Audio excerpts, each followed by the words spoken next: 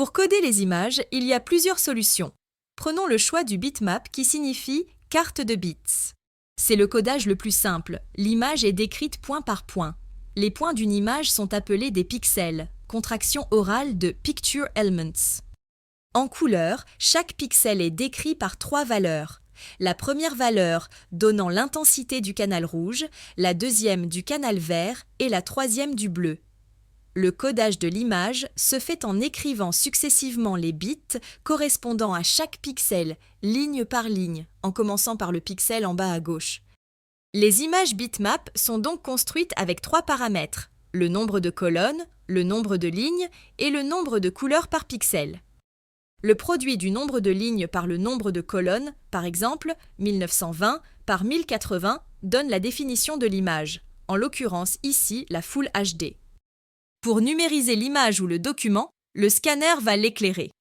La lumière réfléchie est dirigée vers des capteurs photosensibles à l'aide de miroirs et de lentilles. Le signal est ensuite converti en données électroniques.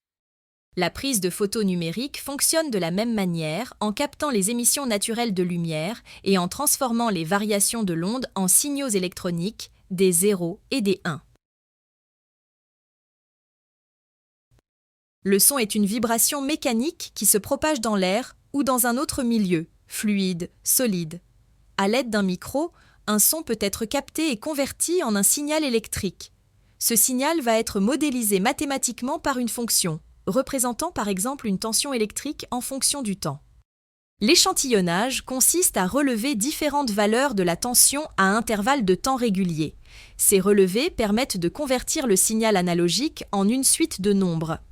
Pour un ordre de grandeur, en échantillonnant avec une fréquence de 44 kHz, chaque seconde d'enregistrement est composée de 44 000 échantillons. La numérisation des vidéos serait un peu plus longue à expliquer, et ce n'est pas vraiment l'objet de cette série.